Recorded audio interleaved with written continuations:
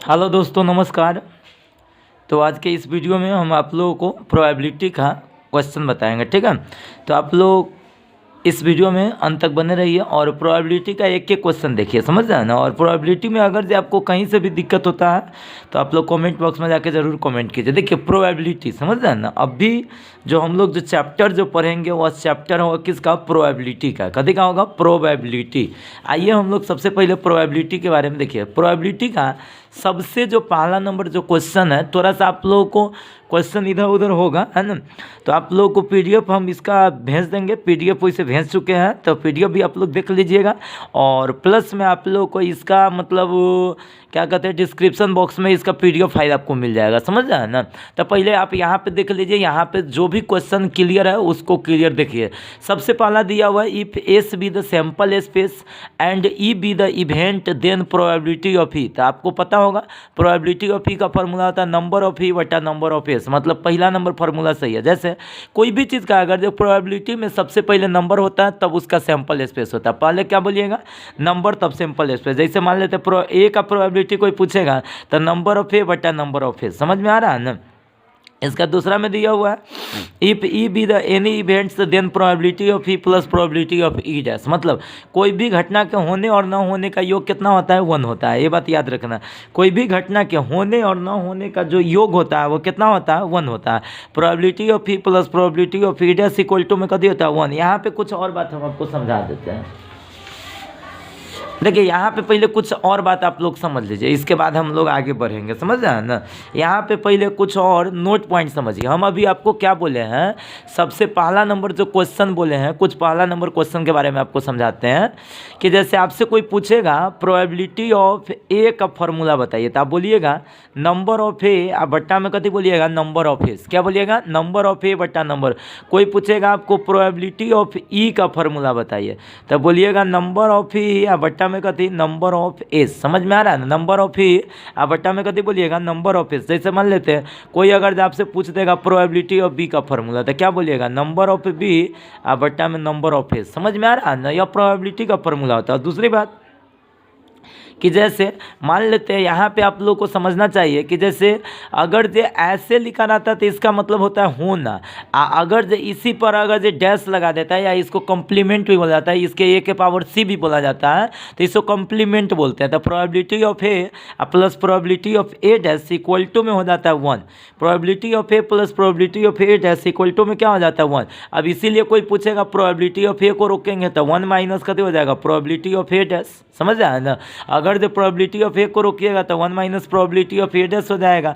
आप probability of A dash को अगर जो यहाँ पे रोकिएगा तो हो जाएगा 1 माइनस प्रोबेबिलिटी ऑफ कितना हो जाएगा? ये कहने का मतलब कोई भी घटना के होने और ना होने का जो योग होता है वह 1 होता है। कोई भी घटना के होने और न होने का जो योग होता है वो कितना होता है? 1 होता है। इस बात को आप याद रखिएगा। कोई भी घटना के होने और न होने का जो योग होता है वो कितना होता है? 1 होता है, ठीक है। तो भाई probability of A plus probability of A dash equal to कितना हो जाएगा? 1। अर्थात probability of A equal to 1 minus probability of A dash, probability of A dash equal to 1 minus probability of A. इतना समझ गया। तो देखिए यहाँ पे दिया हुआ है कथी कि if E be the any event, E be the कथी? Any event, then probability of E plus E dash equal to में कितना? 1 एक आंसर हो जाएगा। फिर दिया हुआ है question number 3, the probability of the definite event. देखिए डिफिनिट इवेंट किसे कहते हैं, जिसके बारे में समझिए। डिफिनिट इवेंट के बारे में समझ लीजिए कि व्हाट इज डिफिनिट इवेंट। देखिए डिफिनिट का मतलब होता है निश्चित घटना। निश्चित घटना का मतलब होता है, सीधा सिंपल वे में आप लोग को समझ लेना चाहिए। जैसे हम आपको समझा रहे हैं, जो समझते चलिएगा। जैसे मान लेते हैं एगो बॉक्स है, इस बॉक्स में 5 गो रेड बॉल और 6 व्हाइट बॉल है। तो अगर जो आपसे कोई पूछेगा रेड बॉल निकालने की प्रायिकता, तो प्रोबेबिलिटी ऑफ रेड बॉल निकालने की प्रायिकता 5/11 हो जाएगा। अगर जो कोई पूछेगा व्हाइट बॉल निकालने की प्रायिकता तो कभी हो जाएगा? 6/11। मतलब आप जानते हैं कि प्रोबेबिलिटी का भाई कि रेड बॉल निकालने तो रेड बॉल टोटल क्या हो? 5 गो, टोटल 11 गो, तो 5/11।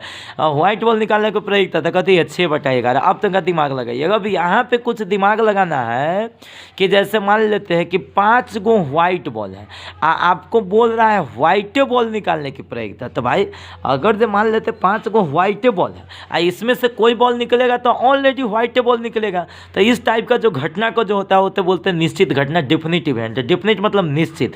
तो भाई ये निश्चित घटना हो गया। तो अब आपसे कोई पूछेगा कि भाई प्रोबेबिलिटी ऑफ मतलब व्हाइट बॉल निकालने की, तो व्हाइट बॉल टोटल क्या हुआ, 5 गो, टोटल भी 5 गो है, 5/5 कट के क्या हो जाएगा 1, मतलब डेफिनिट इवेंट का प्रोबेबिलिटी 1 होता है। जैसे मान लेते चलिए अब एक और बात समझ लीजिए। अब जैसे इसमें भाई 5 गो व्हाइट बॉल था, इसमें कोई पूछ देता रेड बॉल निकालने के प्रयोगिता था, रेड बॉल तो इसमें है ही नहीं, कि मतलब रेड बॉल 0 गो है, टोटल क्या होगा 5 गो अर्थात 0, मतलब रेड बॉल नहीं है तो इसमें तो रेड बॉल निकल भी नहीं करेगा ना। तो इसके बोलते हैं इम्पॉसिबल इवेंट, असंभव घटना। इसे हम लोग क्या बोलेंगे, इम्पॉसिबल इवेंट, इसको हम लोग बोलेंगे असंभव घटना। समझ। तो असंभव घटना का प्रोबेबिलिटी हमेशा क्या होता है 0। अब जैसे मान लेते थोड़ा सा देर के लिए दिमाग रखिए, अब जैसे मान लेते 7 गो ब्लैक बॉल है और 6 ब्लैक बॉल, और 6 ब्लैक बॉल में से कोई पूछेगा ब्लैक बॉल निकालने के प्रायिकता, तो भाई 6/6 अर्थात कट के आ जाएगा 1। कोई पूछेगा रेड बॉल निकालने, तो भाई इसमें ब्लैक बॉल है, रेड बॉल तो है नहीं, तो रेड बॉल तो निकलेगा नहीं, रेड बॉल निकलेगा नहीं, निकलेगा, तो रेड बॉल नहीं निकलेगा, इसका मतलब हो जाएगा कितना 6, 0 बट्टा में कितना 6 अर्थात कति 0। तो भाई अगर जे मान लेते तो अगर जे इसमें ब्लैक बॉल था, अब ब्लैक बॉल है उसमें कह रहा है आपको रेड बॉल था, रेड बॉल तो निकलेगा क्या, क्योंकि रेड बॉल तो उसमें है ही नहीं है। तो यह तो भाई असंभव वाला बातें ना है, यह असंभव घटना है, इसको बोलते हैं इम्पॉसिबल इवेंट है। इम्पॉसिबल इवेंट का प्रोबेबिलिटी क्या होता है 0, ये बात याद रखिएगा, ठीक है। तो देखिए समझिएगा यहाँ पे जो दिया हुआ है अब कि भाई the probability of the definite event, तो डेफिनिट इवेंट का प्रोबेबिलिटी कितना हो जाएगा 1, इम्पॉसिबल इवेंट का प्रोबेबिलिटी हो जाएगा 0, ये बात समझिए। अब आप लोगों को हम कुछ यहाँ पे ताश के पत्ता के बारे में बताते हैं और इससे ज़्यादा ही क्वेश्चन आता है। ताश के जो पत्ता वाला है इससे ज़्यादा ही क्वेश्चन आता है, इसलिए इसको आप समझिए जल्दी। देखिए जो ताश का जो पत्ता होता है उसको हम लोग बोलते हैं प्लेइंग कार्ड्स। क्या बोलते हैं, playing cards. Playing cards, playing cards को हम लोग बोलते हैं हिंदी में ताश के पत्ता। कभी बोलते हैं ताश के पत्ता। ताश के पत्ता को इंग्लिश में बोला जाता है प्लेइंग कार्ड्स। और प्लेइंग कार्ड्स में टोटल जो कार्ड्स होता है ये सब आदमी, इससे क्वेश्चन बहुत ज़्यादा बनता है, इसको एकदम दिमाग में रखिए। तो टोटल कार्ड्स इसमें कितना होता है 52। अगर जो कोई पूछेगा ताश के पत्ता में टोटल पत्ता कितना होता है तो 52 पत्ता होता है। ताश के पत्ता में टोटल पत्ता कितना होता है 52 पत्ता होता है। अब 52 पत्ता को 4 भाग में डिवाइड किया जाता है। पहला जो पत्ता होता है जिसको बोला जाता है क्लब। क्या बोला जाता है, क्लब। चलिए क्लब को हम लोग हिंदी में कहते हैं चिरी। क्या कहते हैं, चिरी। और इसको देखिएगा आप लोग अगर जो खेले होइएगा ताश के पत्ता तो इसको बोलते हैं चिड़िया। क्या बोलते हैं, चिड़िया। समझ में आ रहा है ना। और इसके बाद दूसरा जो होता है जिसका नाम होता है स्पैड। कभी होता है स्पैड। स्पैड को हम लोग हिंदी में स्या कहते हैं, या इसी को कभी कभार देखिएगा तो इसको बोला जाता है काला पान। क्या बोला जाता है, काला पान। या कभी कभार इसी को बोला जाता है हुकुम। क्या बोला जाता है, हुकुम। इसको हुकुम भी बोला जाता है, समझ रहा है ना। और इसके बाद तीसरा जो होता है जिसका नाम होता है डायमंड। क्या होता है, डायमंड। डायमंड को हम लोग हिंदी में कहते हैं ठिकरी। कभी कहते हैं ठिकरी। इसको किताबी भाषा में इसे ईट भी बोला जाता है। कभी बोला जाता है ईट। और चौथा जो होता है जिसका नाम होता है हॉट। क्या होता है, हॉट। HART, hot. समझ रहा है ना। तो हॉट को हम लोग बोलते हैं मतलब लाल पान। क्या बोलते हैं, लाल पान। हॉट को हम लोग क्या बोलते हैं, लाल पान। समझ रहा है ना। हॉट को हम लोग क्या बोलेंगे, लाल पान, है ना। अब आप लोग अगर जे थोड़ा सा हम आप लोगों को इसका सबका सिंबल भी बता देते हैं। अगर जो जाइएगा देखिएगा ना तो इसका सिंबल बना रहता है, समझ रहे हैं। इसका सिंबल ऐसे रहता है, समझ रहे हैं ना। ये हो गया आपको चिड़िया का हो गया, ये चिड़ी का सिंबल हो गया, है ना। स्या जो रहता है ना, स्या रहता है एकदम दिल के तरह रहेगा, समझ रहे हैं ना। और इसमें थोड़ा सा एक पत्ता की तरह खींच दिया रहता है तो इसे हम लोग बोलते हैं स्या, है ना। इसे हम लोग बोलेंगे स्पैड। डायमंड होता है ईट के तरह होता है। ईट ठिकरी ऐसे बनाया रहता है फिगर में। और लाल पान जो होता है ना ऐसे आपको रहता है, इसको हम लोग लाल पान बोलते हैं, ठीक है। अब देखिए इससे कहा 4 भाग में डिवाइड करेंगे कि मतलब प्रत्येक भाग में 13 को पता आएगा। इसमें भी 13 को पता है, इसमें भी 13 को पता है, इसमें भी 13 को पता है। 13 को पता है स्टार्ट कहाँ से होता है, जो हम आपको समझा देते हैं। देखिए 13 को पता जो स्टार्ट जो होता है, 13 को जो पता होता है वह स्टार्ट होता है, सबसे पहला जो स्टार्ट होता है वह होता है आपको दुगी से। तो दुगी होता है, तिगी होता है, चौगा होता है, पंजा होता है, छक्का होता है, सत्ता होता है, अट्टा होता है, नाला होता है, दहला होता है। दहला के बाद जो होता है ना, जिसको बोला जाता है गुलाम, इसको बोला जाता है जैक। क्या बोला जाता है? जैक। इंग्लिश में हम लोग जैक है, इसको हिंदी में हम लोग कहते हैं गुलाम। समझ रहे हैं ना। और गुलाम पर देखिएगा ना तो एक जोकर का फिगर बना रहता है। किसका फिगर बना रहता है? जोकर का। और गुलाम के बाद होता है क्वीन। क्या होता है? क्वीन, है ना। और क्वीन को हम लोग हिंदी में कहते हैं बेगम, है ना। इसको हम लोग देहाती भाषा में इसको बीबी भी बोल देते हैं। समझ रहे हैं ना। इसको देहाती भाषा में इसको बीबी भी बोल देते हैं। समझ रहे हैं ना। और क्वीन इस पर भी फिगर बना रहता है। और इसके बाद इस पर एगो होता है फिगर बना रहता है।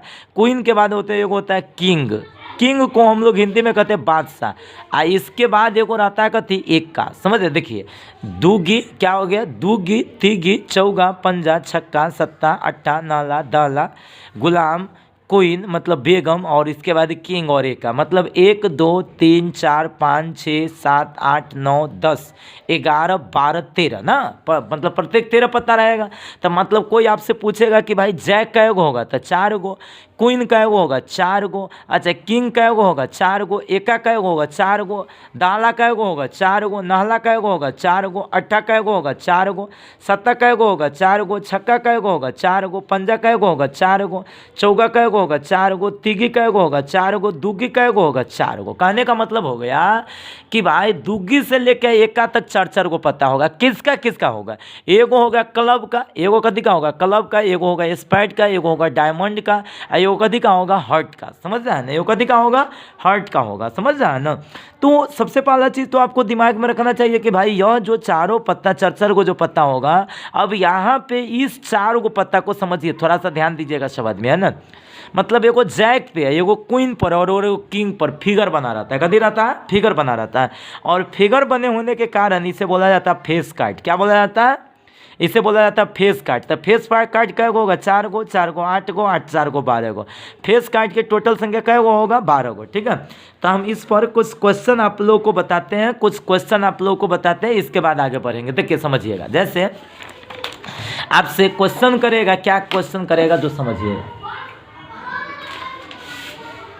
अब जैसे मान लेते क्वेश्चन करेगा कथी कि ताश के जैसे 52 को पत्ता है ना, और ताश के 52 को पत्ता में से एक जैसे क्वेश्चन करेगा कि ताश के 52 पत्ता में से एक पत्ता खींचा जाता है तो उसे एक्का होने की क्या प्रायिकता है? सीधा बोल रहा है, ताश के 52 पत्ता में से एक्का खींचने की क्या प्रायिकता, मतलब एक पत्ता खींचा जाता है तो उसे एक्का होने की। तो भाई एक्का टोटल का होता है 4 गो, 4 बट्टा में कभी हो जाएगा 52, अर्थात कितना हो जाएगा? हो जाएगा 1 बट्टा कितना हो जाएगा? 13। अच्छा कोई कह देगा ताश के 52 पत्ता में से एक पत्ता खींचा जाता है तो उससे स्पैड होने की क्या प्रायिकता है? स्पैड मतलब हुक्म होने का क्या प्रायिकता है? तो हुक्म जो होता है क्या गो होता है? टोटल 13 गो होता है। अरे हुक्म मतलब कालापन मतलब सिया टोटल क्या गो होता है? 13 गो। तो एक हो जाएगा कथी? 13 बट्टा में कथी? 52, अर्थात हो जाएगा कितना? 1 बट्टा कथी? 4। अब देखिए कभी कल क्वेश्चन कर देगा कि ताश के 52 पत्ता में से एक पत्ता खींचा जाता है तो उससे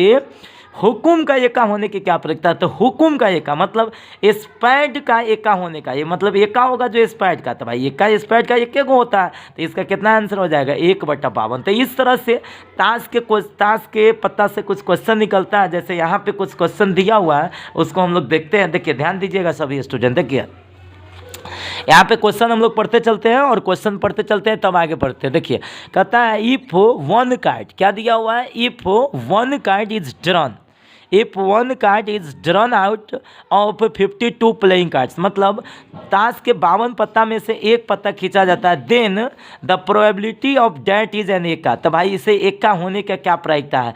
तो भाई टोटल पत्ता में ये ना कह रहा है कौन चीज़ का एक्का, ये आपका नहीं दिया हुआ है स्पैड का एक्का है कि हर्ट का एक्का है कि मतलब कौन चीज़ का एक्का नहीं दिया हुआ है। सीधा कह रहा है ताश के 52 पत्ता में से एक पत्ता खींचा जाता है तो उसे एक्का होने की क्या प्रायिकता है? तो भाई ताश के 52 पत्ता में से 4 गो एक्का होता है तो इसका भाई प्रोबेबिलिटी निकालेंगे तो 4/52 अर्थात 1/13 इसका आंसर हो जाएगा। कितना हो जाएगा? 1/13। अब देखिए अगला क्वेश्चन दिया हुआ है, ए bag contains 4 red ball and 7 white ball, the probability of the drawing a red ball. भाई क्या गो रेड बॉल है? 4 गो रेड बॉल और 7 गो व्हाइट बॉल है। 4 गो रेड बॉल और 7 गो व्हाइट बॉल है, समझ रहा है ना।